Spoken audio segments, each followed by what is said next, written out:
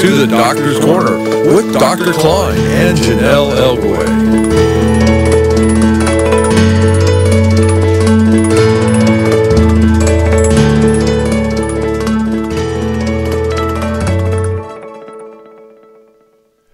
And now your host, Dr. Kline and Janelle Elgoway. Good evening and welcome to the Doctor's Corner on Call 360 Network. I'm your host, Janelle Elgoway, and co-host Dr. Kline. Welcome, Dr. Kline. Good evening. Good evening. I'm going to share some important information about tonight's program. There are two ways to listen to tonight's show: through our website, www.cawnation.com, or YouTube channel, The Doctor's Corner. Dr. Kline loves to hear from you and answer your questions from our mailbag. If you have future mailbag questions, you can send them to my assistant, Jess Stewart. Her email is jstewart@call360.com. If anyone would like to call in with a question this evening, you can do so at 415-915-2291. So before we start, Dr. Kline, is there anything newsworthy that occurred in the last week that you'd like to share with us? Well, there is a recent news story out of Lansing, Michigan. This is a woman by the name, let me get it on here properly.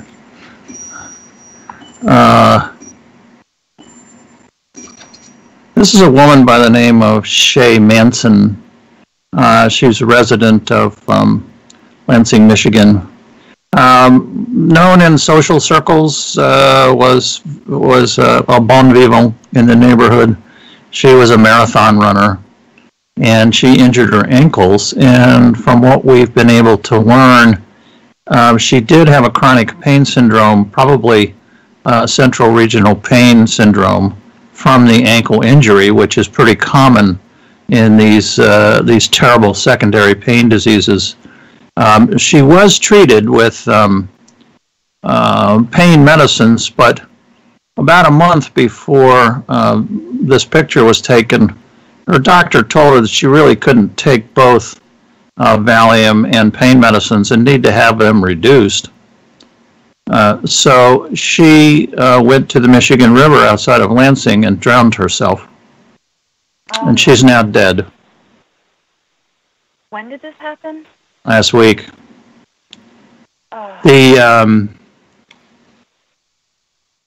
Nobody has filed charges against the doctor.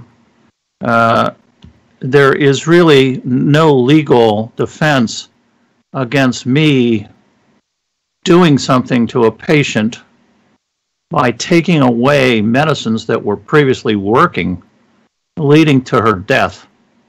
There's no way I could defend myself. Suppose she was a cardiac patient, and I took her cardiac meds away and she died.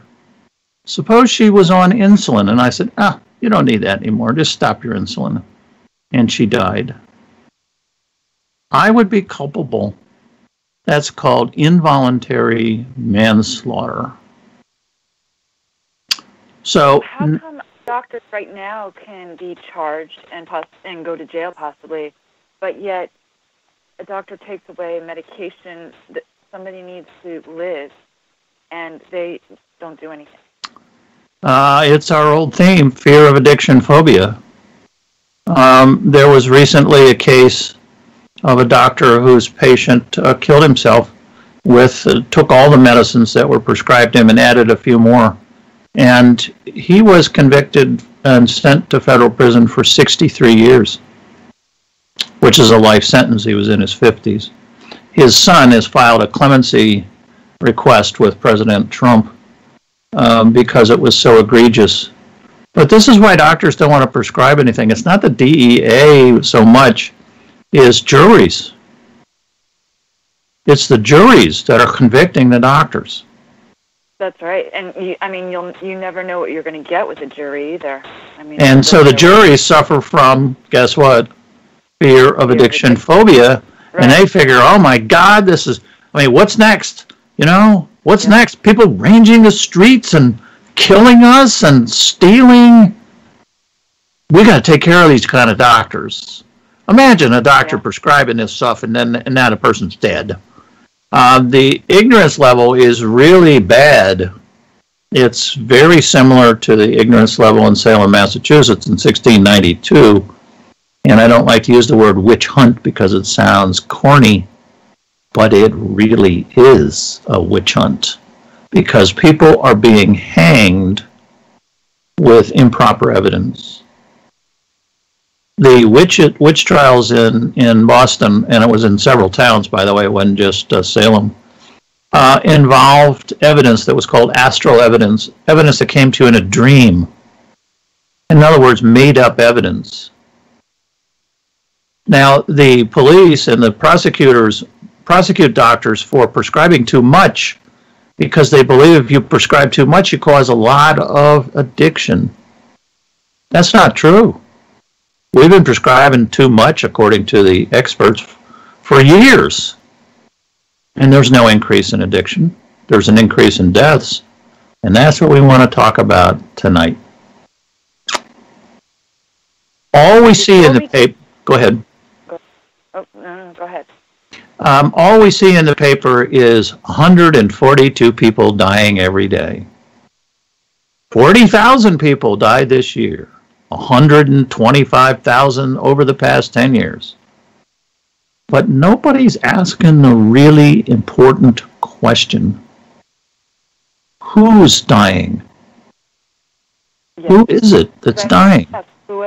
Yeah.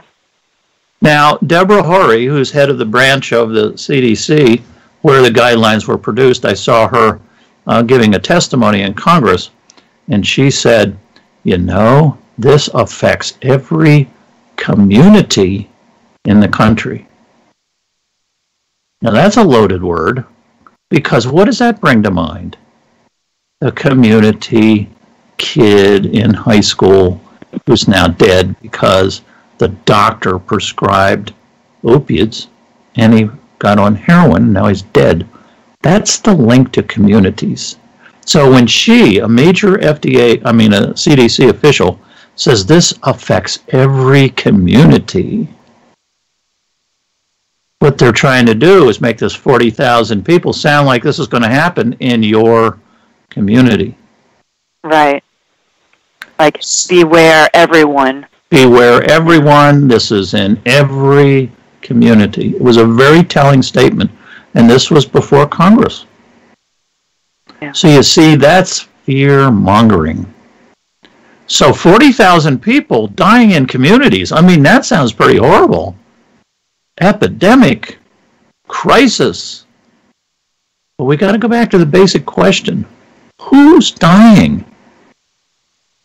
They don't say in the CDC guidelines who it is. Now, that's a pretty serious breach of science. I mean, suppose I said, you know what? Last year in Oregon, there were 10,000 people that died. Of what? Right. Exactly. Were they all crushed by trees, logging accidents? So the CDC, and I've searched it, it's 50 pages that I don't think there's anybody on the planet who's actually read it. I've read about 75% of it over the past several months. It's purposely set up to be difficult to read. Right. They're obfuscating the truth is what they're doing. And the more I read, the more I realize that this was planned on science. Planned. For example, they will make a statement, and then they'll say it's in the section called research question number 2. Excuse me. So they don't give a reference. They just say, oh, it's in the... So then you go to the KQ2 area, and you find it's listed in a table called Table 1, and there it says that it has no scientific value, and they don't give the reference. So what I did is I started dragging out the references, because what they did is they could not determine the big statement that they want to make, which is there are more deaths over 90 milligram cutoff. Where did this thing come from? It came from a group called PROP. Right. And PROP is a group of extremist physicians who managed to get on the CDC as consultants and bring forth this 90 milligram cutoff after it was denied and found invalid by the FDA, the agency in charge of this stuff. So now they bring this. Go ahead. In the history of the CDC, have they ever let anybody else in besides their scientists to write? No, they do guidelines? hire consultants. Yeah, most of the federal agencies hire consultants. But the problem is these were hand-picked consultants, and maybe even the consultants suggested that they come to the CDC because the director of the CDC at the time, Thomas Frieden, has made public statements that sound exactly word for word like the statements PROP has made.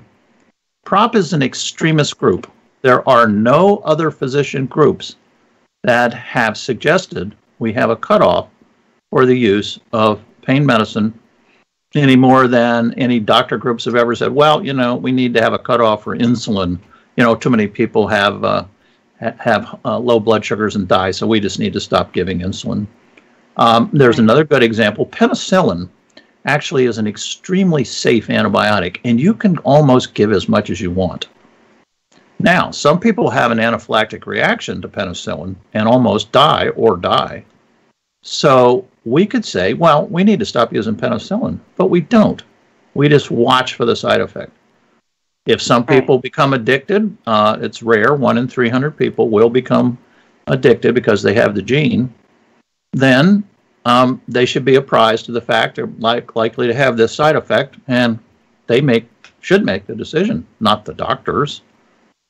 That's no different than a doctor pulling off somebody on IV penicillin for their heart disease and saying, sorry, you know, you could die from this stuff, so we're not going to give it to you. Right. We have several people asking on YouTube, where's the FDA in all of this? The FDA is supposedly working on some guidelines, and, you know, it's all politics in Washington.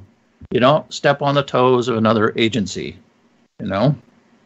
But supposedly stuff's going on behind the scenes. We can't verify that yet.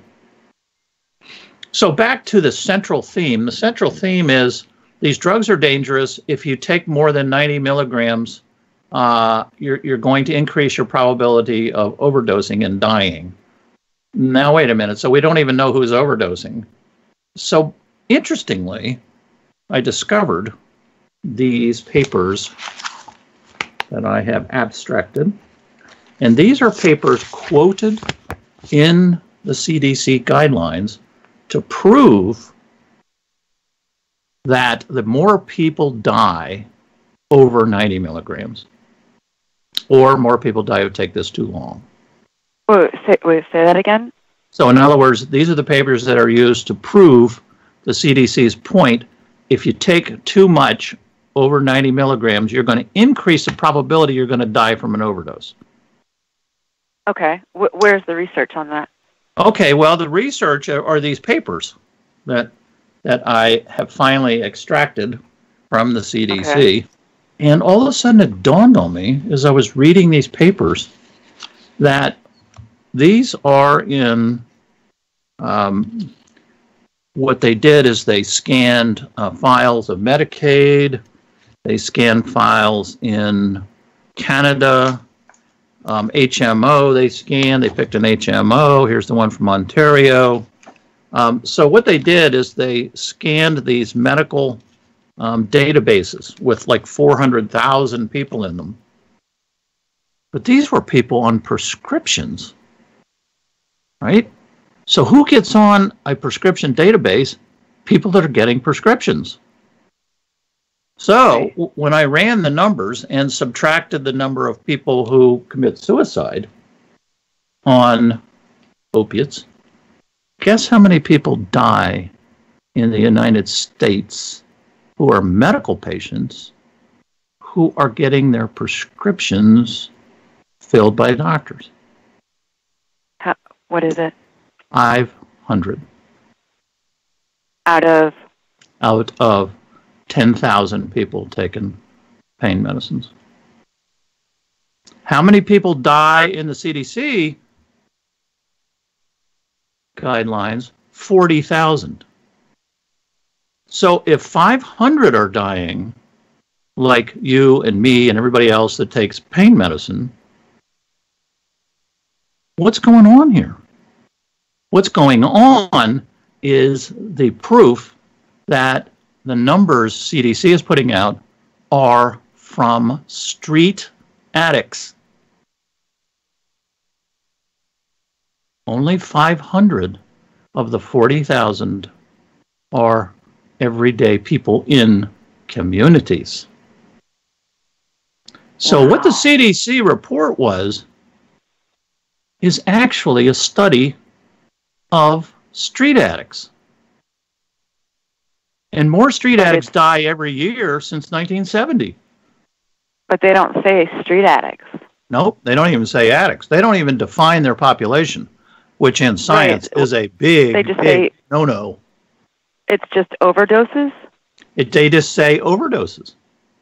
So everybody thinks the community connection, wow, 40,000 people are dying, in my community and everybody else's community. No, they're dying in the streets. And they are getting their hands on as much medicine as they can because the federal government in 1909, 1915, 1925, and all up through 1990 have been passing laws restricting the use of prescription drugs. So 7 million people in the United States have been tapered down, 4 million of them completely off their medications to save 500 people a year. See, the claim is you're saving 40,000 people, but you're not. The 40,000 people are street addicts. How are you going to save them by taking somebody's medicine away like Shay Manson that we just saw? Right. So they took her medicine away on the claim that it's going to reduce overdose deaths, which we now know are overdose deaths in street addicts. Well, this has to be a mistake by them, or they just, or do they know what they're doing here? What's going on? They know very well what they're doing, and you can see it in their writings. This is planned unscience. How can I say that more succinctly? Fraudulent? That's kind of a strong word. But something along the lines of so biased that all scientific reason has disappeared. If you do a study and say that there's 40,000 people dying, it's your job to describe your population. So you got 500 people in the community really dying on prescription drugs, and you got 40,000 people over here dying in the streets. And we're going to have an intervention of reducing the supply of medicine to these people where there's 500 deaths? The DEA is rating doctors for prescribing too much. If they are prescribing too much, prescribing now, keyword, prescribing, if they are prescribing too much, why are there only 500 deaths per year? And it may actually be less than that because of their sloppy science. They use death certificate coding, which I can tell you, having filled out death certificates, they're very tricky. It's hard to figure how somebody's died, but the coding is just terrible. The coding is, died from a mixture of drugs, died from alcohol, died from, Good scientists never, ever publish research based on death certificates. Here's what the good scientists do. They take the death certificate as a little piece of evidence, and then they do a forensic evaluation. They talk to neighbors, they look in the person's room, and then they do a psychological evaluation which is to assess them in the community. Were they really sick? Were they really blah, blah, blah?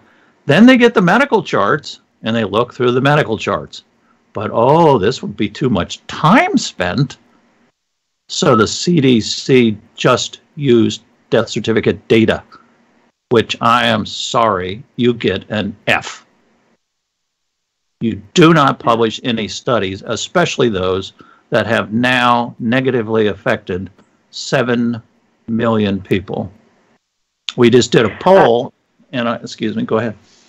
Oh no, F1 Rocket just wanted to know 500 legitimate users or illicit users of prescription pain medicine. Nope, what they did is they matched files of people receiving prescription drugs, and then they tracked them down when they died, and they made the conclusion if they were on the drugs at the time they died, it was opiate related. See, that's why it's probably less than 500. Because if I give opiates to a patient, I expect them to take them.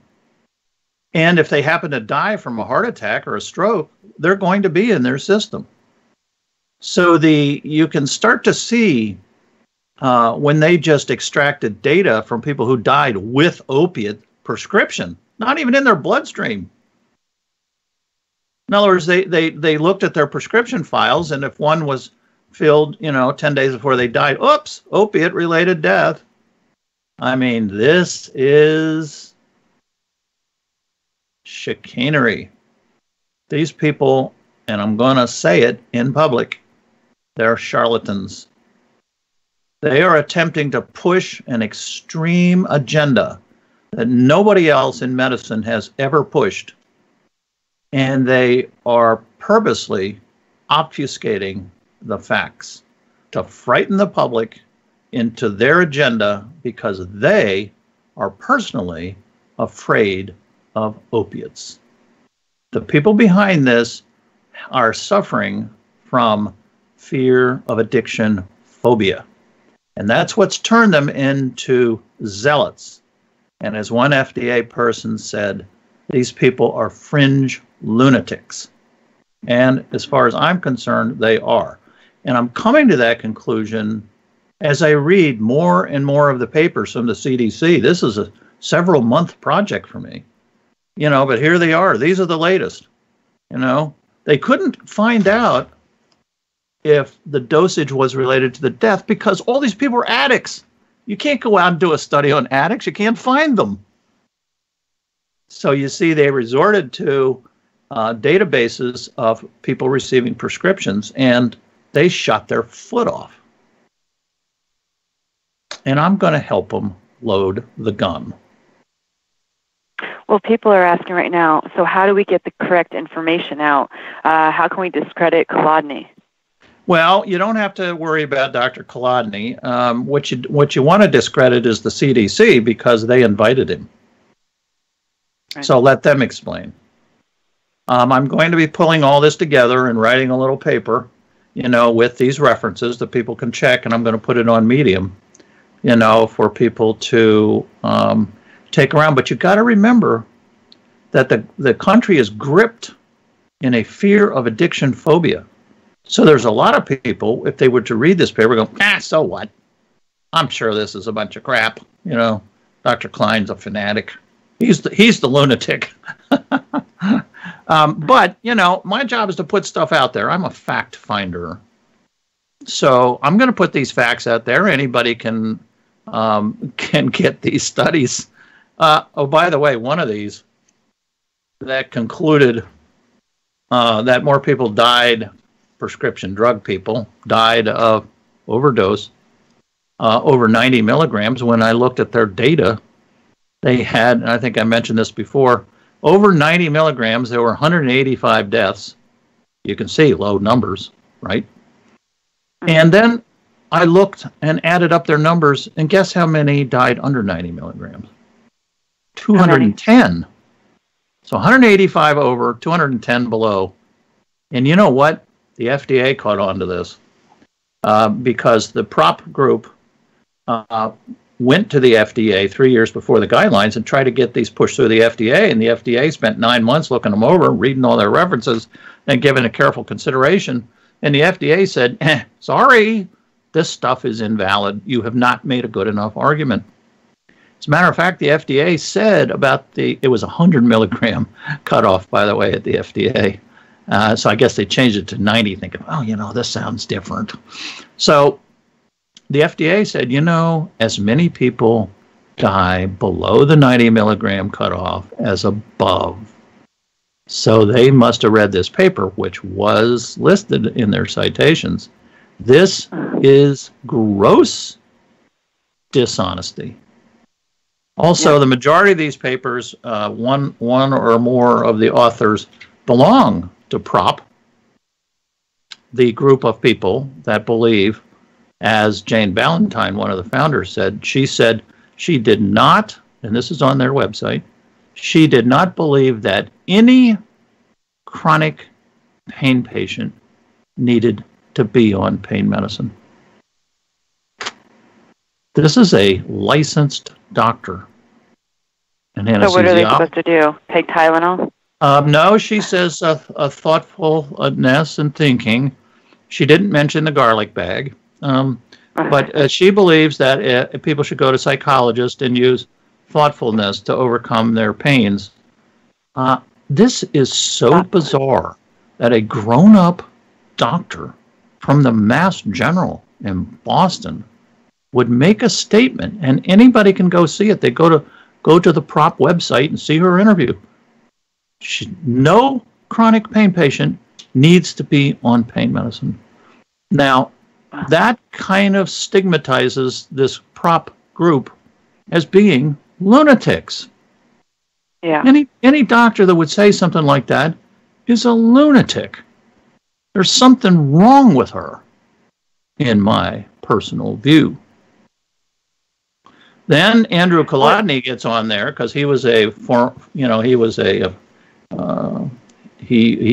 organization, and just very calmly sits there like I am, just talking. And no, these just cause more problems. There's no proof that these things work. And I now have 27 references that say these drugs do work in chronic pain. So it was a bald-faced fib. They knew very well, and they even quoted Meredith Noble's study in 2010. She did a big collaborative study and found that these do work. And it's in the CDC guidelines, but you ought to see how they portrayed it. It's just something out of a graphic novel. It's something out of a gross fantasy about how they just passed it off like it wasn't that important. So the more I read the CDC guidelines, the more I believe that it was a put-up job. It is so unscientific. It is so riddled with papers from the PROP members. One of the leading statisticians that kind of started this notion that too many prescriptions were associated with overdose deaths is a man named Leonard Palozzi, an employee of the CDC. Most all of the papers that have gone back to 2008 even, all kind of claiming the same thing. These overdose deaths, remember, now we know these overdose deaths are in the street addicts, but he says these overdose deaths are related to doctors writing too many prescriptions. He's kind of, I'm not positive he's the one that started it, but he certainly says this back, in 2008. So Dr. Palozzi is one of these, a career epidemiologist, statistician. You read his papers, and these are the ones that you hear about, the numbers. Leonard Palozzi was listed on the masthead of a PROP letter that I read. Leonard Palozzi apparently is or was a member of PROP. Now, we don't want to sound like this is a communist witch hunt, but this group is avowed anti-opiates, period. I mean, if you look at their writings, all you have to do is look at their writings of the writers of the the 3 writers of the CDC guidelines. They've all got negative papers about opiates. They're all on the same page. And they are in a vast minority of physicians, and some of them are PhDs. Vast minority. So, is Leonard Pelosi of the CDC a qualified MD in pain medication and pain meds? Or? No, I don't know. Actually, I'll have to demur on that. I'm not sure what his qualifications are, and he may not even be there. Somebody said he wasn't there anymore. I did send him an email and ask for clarification. My question was, of the people dying, and I didn't realize it at the time, in the streets, how many actually died of prescription opiates alone? Never got an answer back. I also emailed his boss, Deborah Horry, no response. The CDC cut their estimate in half from 35,000 to 17,000. Right. So it's kind of curious now when we look back that we have this big epidemic, but it's really only based on 17,000 people. By the way, there's 45,000 suicides every year, just for a comparison. There's 35,000. Go ahead. Are they going to keep turning their head and like a blind eye to all this and just pretending that this information's not out there? I mean, Are people going to? They are, because they're zealots, and you cannot convince a zealot. What do we do? What do we do? We have to start putting pressure on the new Congress to do oversight. The Democrats now have the chairmanship of the House Committee on Government Oversight. This is where these kinds of things come up. We need to talk to our legislators and get this investigated. F1 Rocket asks, how close are we to a congressional judiciary hearing? I don't know. You see, they're forming the new committees that are going to, start up in January. I mean, whether they're Democrats or Republicans, a new committee is a good thing because they start to look at new issues.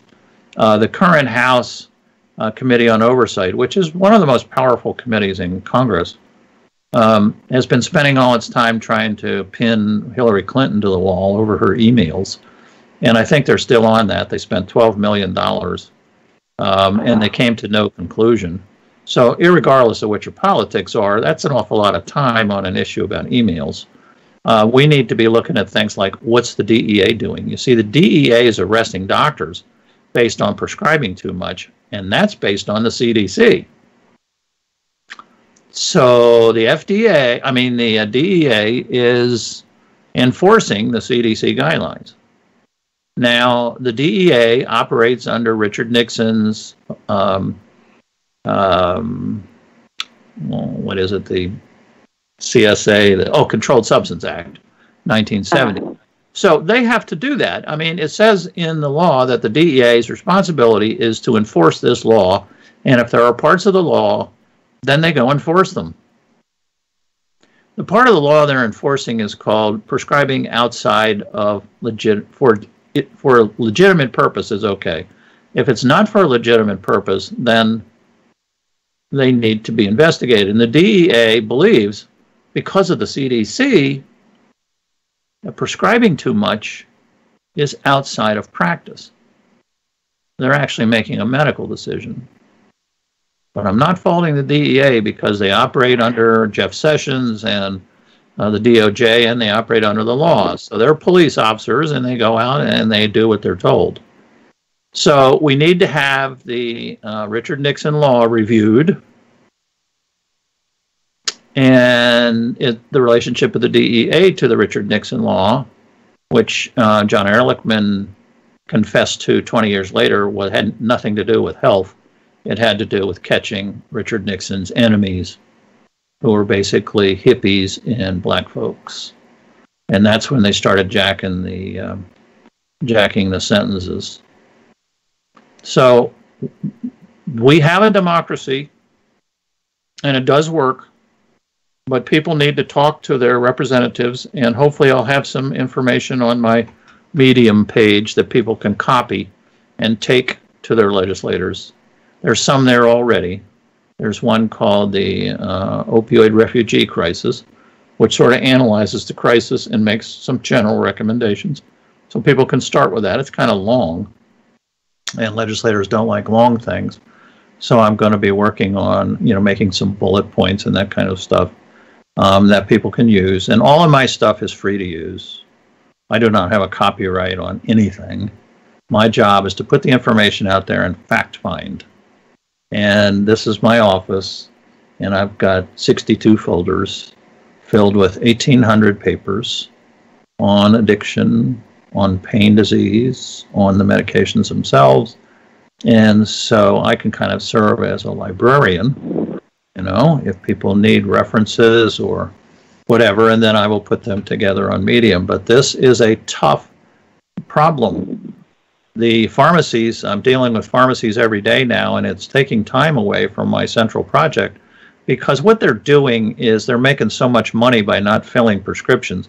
It's starting to look like there will be no more long-term opiates prescribed because CDC gave them the license because too much opiates cause overdose deaths. Oops. Oh, you mean the overdose deaths in the addiction community? Oh, wait a minute. They don't even get prescription drugs. Oh, the ones that get prescription drugs. We need to watch out for them. But there's only 500 of those. So what are we doing? Are we going to cut back on the manufacture of pain medicine because we have a problem with prescription drug medical patients that's so minute? It's almost laughable. I mean, we don't want to laugh at 500 people dying, but we're not even clear whether or not they died from the opiates. They died with the opiates. That's kind of like, if you walk down the street and your girlfriend's a communist and you're holding hands, guess what? No, you're a commie. Right, right. Guilt by association. It's the same sort of thinking. And as a matter of fact, we passed laws back then that eventually were overturned in the courts that said just that. That's not a joke. If you were walking down the street and your girlfriend was a commie, you could be arrested for conspiracy. So this is going on before, and it finally got turned around, but it took many years. This time we've got a much more serious problem. We have a pandemic. We have a huge epidemic of people suffering and dying and committing suicides, much larger than the opioid crisis, even larger than these big flu pandemics, Zika pandemics. It's much larger than that. Yeah. So we need to get the U.S. Public Health Service out there immediately to do a threat assessment and make some plans how we're going to handle this. I did a little Twitter poll, which is still underway, but it matches a couple other polls that I did. And the question is, when you take people off, how'd they do? Well, about 10%, and this was repeated over 2 polls, did okay. So maybe 1 in 10 is taking the medicine, doesn't need it. But 90% are suffering badly. It is hard as a human being, much less a physician, to understand what it must be like to sit in a chair like I'm sitting in and be in so much pain that you can't think or focus or function or love your children or your spouse, that you're in constant pain, relieved. Or your body starts doing something permanent, like your heart, you start having heart issues permanently then. Yep. And hypertension and sleep deprivation and depression and anxiety. All these are real diseases that everybody is ignoring. This is a huge public health crisis, the largest public health crisis we've had in the U.S. history. 7 million people, and that's a good number. That is not made up. 7 million people are. Well, and that's going to keep climbing, right? Yes, it's going to keep climbing. I was sad to see that my numbers look like it's definitely on the increase. It used to be 6, now it's 7 million. And nobody's doing studies, nobody's doing surveys. They're just sitting around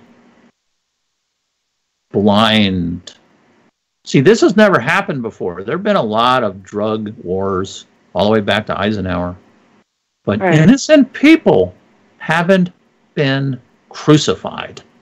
And that's what's happened to them. They've been crucified. And the torture and pain of hanging on a cross is about what people are going through. And this is based on my Twitter feed of 26,000 people. And I read them, and I collect them. And we've got stories, over 1,000 stories, of what it's like to have one of these terrible chronic disease pain syndromes. These are real diseases that you can now see on PET scans. They're detecting more and more. To think that 10 million people, which is the total on pain medicine, 7 of which are being taken off, 70%, that what, all these people are making it up? That 7 million people are making this up? 10 million people is 3% of the total U.S. population. Tapering off. What do you say to the people that say, well, they're addicts, and that's why? Well, then you have to say you're wrong. Period. Yeah. You're wrong. And if you really want to get in an argument, you say, well, show me the data. And of course they can't, and then they just end the discussion. So if you, well, do you want to believe they're communists or witches or crackheads during the crack epidemic? If you want to be ignorant, like they were in 1692, that's your prerogative. And in 1692, they were living in little small towns, and they were hanging their neighbors. They're close neighbors. Imagine hanging your next door neighbor because you think they're a witch and you're frightened. But imagine taking your next door neighbor and forcing them off their pain medicines they've been on for 15 years and living a normal life. Shay Manson, that we started off the program with, was living a normal life. And she didn't want to live a life of sitting around in a chair in pain that she couldn't function. And the solution is a 5,000-year-old natural product that is safe and effective, and in less than 1% will have a side effect of addiction. One of my people tweeting said, so what? Don't you think the patient should decide whether or not they would put up with addiction versus putting up with this horrible pain and being able to function normally? I mean, that's up to the patients to decide. And if they did become addicted, it can be handled. We can treat addiction. Some of the side effects from some of the more popular drugs involve death from wiping out your immune system, like Humira. Nothing you can do about that. You just die from it. At least if an addiction were to occur, you can treat it. But we believe that the devil is in the opiates, and the devil causes people to get high. The favorite word of the zealots, get high. Because what happens when people get high? They become unpredictable. And then they're liable to do bad things to you. And usually it revolves around minority groups and sexual activity. And that's what people are afraid of. They're afraid of the unpredictable. And actually, it's much more dangerous to be an alcoholic with a personality change or on cocaine or amphetamines, where you actually become psychotic as a result of the drugs. This does not happen with the 40,000 people who died who are street addicts. The crime rate among street addicts is basically petty theft, manipulating doctors, and trying to figure out ways to purchase the materials that they need for their addiction. So you see, the whole thing revolves around the fake CDC, the dishonest CDC presentation of overdose deaths quoted in the newspaper every single day And it should say 40,000 deaths amongst street addicts.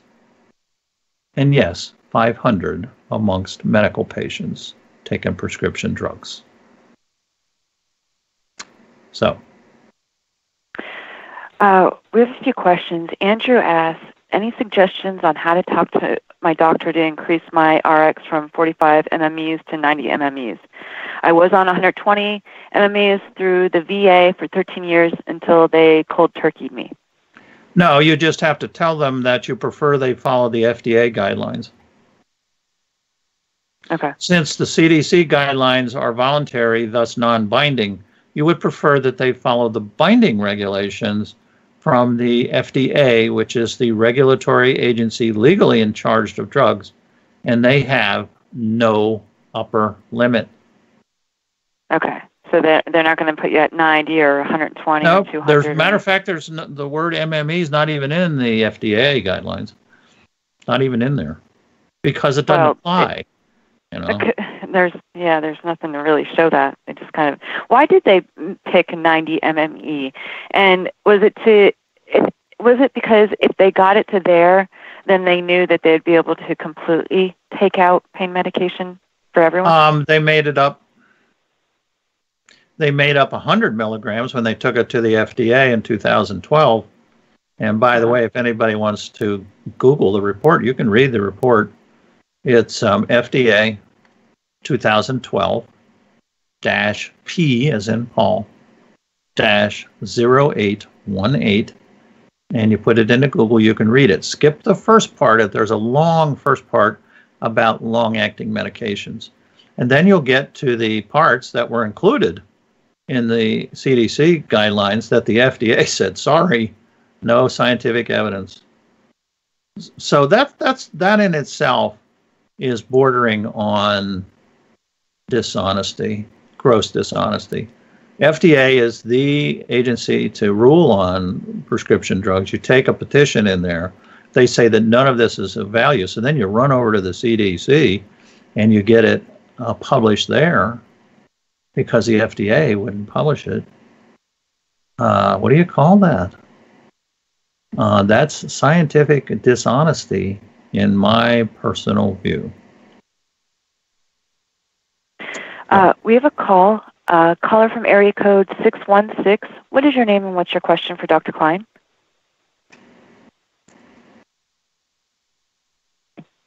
Hello? Caller from area code 616. What's your name and what's your question?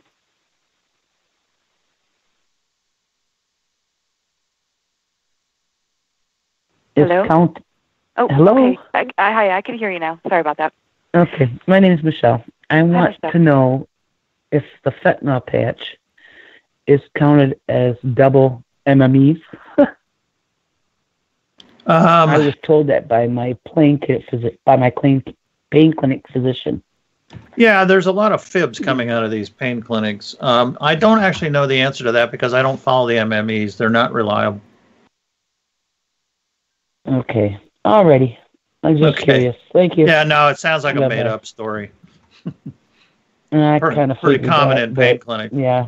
You know, like a lot of pain clinics say, well, this is the law. No, pain clinics they told me that I was at 90 MMEs, but fentanyl counted as double. So I'm made to feel like I'm getting more than I should. Yeah, right. Now that's hooey. Okay. Is that a scientific word? Hey. Hooey? Yeah.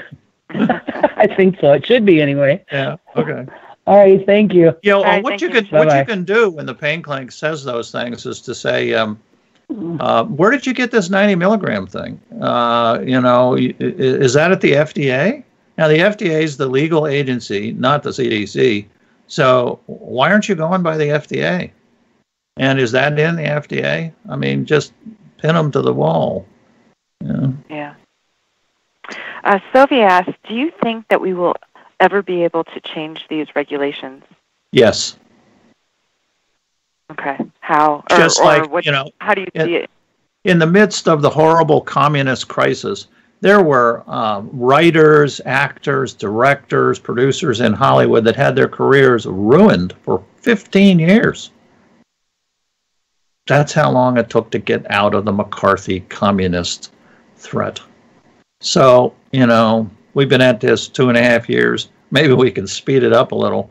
But the key is democracy. You find out if you've got any members of the House that are on the Oversight Committee. And I'm starting to think it's a good idea to go see your legislators, not by yourself, with 2 or 3, 4 people. You rehearse ahead of time. You keep it brief. Your handouts are just bullet points of what it's like to be a chronic pain patient, not some 50-page long thing nobody's going to read. Single page, bullet points. This is what it's like for us as a group. And just give some examples. I don't participate in religious activities anymore. I can't sit in church. I'm not having sex with my husband. I can't go to the children's PTA meetings. I can't go shopping. I can't work in my garden. And just make a list of everyday things you cannot do since you were taken off. And all those things you could do before they were. And who's behind this? Who's behind this? Start asking some basic questions. I understand that all these people that we hear about in the newspaper, 40,000, they're all dope people. They're all drug addicts anyway. And only 500 of us who are sitting here die every year from prescription drugs. What's going on here? And then you pose a question. And they may say to you, what do you want us to do? And you say, I would like you to investigate this. There's 7 million people out here that nobody knows about. How about we do some quick public health surveys, and find out if this wacko Dr. Kline is really telling the truth. Now, 7 million is pretty close, but I'd like to see a big government public health agency run out real fast and find out.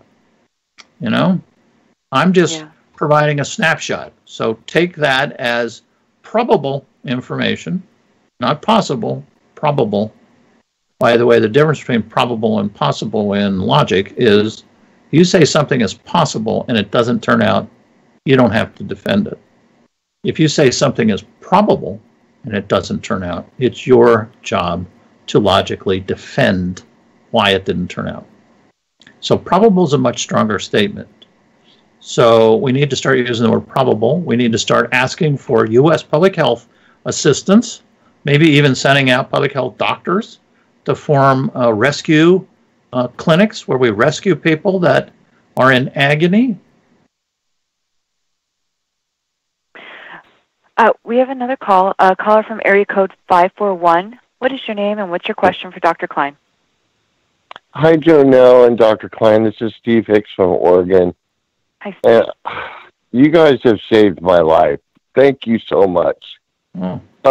You are absolutely right on every point, Dr. Kline. In fact, I have been so blessed that I finally found a doctor.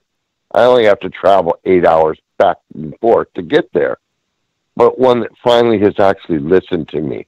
Now, I'm kind of in a small dilemma because he says he's hogtied by the 90 MME rule, and I don't know that that's actually true because because of what's going on in the AMA and whatnot. And he absolutely agrees with me that the MME is ludicrous. And here's the thing. I just went from 90 milligrams of morphine a day to 60 milligrams of oxycodone a day. And it's not doing it. Well, you need to call the board of Dr. registration. Kline said, I have no life anymore. I don't have sex with my wife. I don't go to my kids' functions. I can barely get to the damn hot water pool where I work out. Well, one of the things that you can do with the physician is to say, look, doctor, how about I try to help out? Why don't I call the board of registration in medicine and give this clinical scenario, that I'm on these and that you feel pressured to go to these, and ask the board of registration in medicine if that's a problem. If you do that in North Carolina, they will tell you that is no problem. He has agreed to help me with palliative care, which is a godsend. All right, then you're exempted. Somehow that it doesn't break my bank to do it. Well, they can do it for free. If you came to my office and you have a disease you can't treat, and it's causing symptoms that need to be treated to improve your life, bingo, that's the diagnosis, Z51.5. I'm on private insurance. It doesn't matter. The doctor can establish that diagnosis in the office just the same as he can establish a diagnosis of an earache. Yeah, okay, great. That's you don't need to go to anybody. On the 20th or the 19th. Yeah. I'm very looking forward to seeing him. All right, well, go on to my website, which is thomasklinemd.com, and there's an article there about palliative care, and make a copy of it and take it to your doctor and send it ahead of time. Don't take articles in during the visit. Send it ahead of time in the mail or drop it off at his office so they have time to read it. And it will explain how this palliative care is just another diagnosis. It's a diagnosis like a sprained ankle or pneumonia or heart disease. It's just another diagnosis. And only doctors can make the diagnosis. Doctors and PAs and nurse practitioners. Practitioners can also make not pharmacists. Not a pharmacist. Nope. Only the licensed medical people can make a diagnosis or, interestingly, unmake it. And in your state, they're trying to unmake the diagnosis of fibromyalgia, and that is practicing medicine without a license. It's a felony, and they should be arrested. I agree. You cannot Dr. Kline and Joe, thank you so much for everything you do for our community. I love you. Thank you very much. You're welcome. Happy holidays. Yes. Happy holidays. Bye-bye. Someone was asking, let's see here. One of the most renowned fucking pain specialists in the country. Hang on a second. Okay. Sorry about that. VA Wolf was wondering, questions for reps and senators, like quick questions that they can ask them. Okay, remember, the representatives do not know what's going on, so you need to explain to them very briefly that you were doing fine, the doctor started tapering based on no scientific evidence, and now your life is ruined. So if somebody's going to ruin your life, they need to be sure of what they're doing. In other words, if FDA sends out a bulletin to all the doctors, whoa, this drug is dangerous, like Vioxx, causes heart attacks, you need to pull it off. So then the doctors all called up their patients and said, look, you can't take this anymore. The FDA has issued this warning. FDA has issued no warning about opiates. There is no reason in this God's world to take somebody off their pain medicine except for the prop organization and those at the CDC that went along with this fantasy based on numbers of addicts dying in the streets that have nothing to do with anything other than addicts. The CDC guidelines technically should be for addicts only because that's the population they studied. 95% are addicts. Only a small percentage are actually medical patients, and that was the purpose of tonight's show. That's the word that you need to carry, and you can read my tweets, and hopefully soon I'll get up enough energy to put this together in my medium about the 500 people that are really dying. 7.5 million people in this country have been taken off or tapered from their medicine, creating the worst healthcare crisis in the history of this country because the doctors think they are saving overdose deaths in the CDC population, which are only street addicts. Well, we're going to wrap up here for this evening. Was there anything else that you wanted to add before we get going tonight? No. I think, again, we've got to talk to our legislators. We got to keep visiting. You got to keep filing complaints with the Board of Registration in Medicine. These are not sanctioned general medical procedures. These are procedures that doctors believe they are supposed to do and have not a leg to stand on. So it is appropriate to file complaints with the Board of Registration in Medicine in your state for under treatment. Under treatment. So with that, good night. Ciao now. Okay. Good night. Don't forget, next Tuesday on the Doctor's Corner, guest Dr. Jeffrey Fudin will join us to talk about pharmacology and the opioid epidemic. You won't want to miss it. Big thank you to our audience for taking some time out of your evening to join us here at Kline Nation. I'm Janelle Elgway with Dr. Kline, signing off until next Tuesday. Have a good night.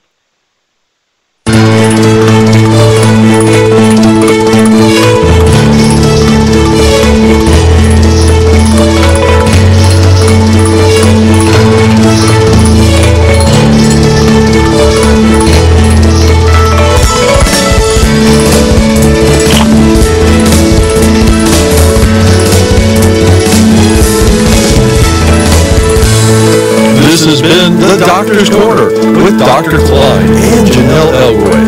Copyright 2018.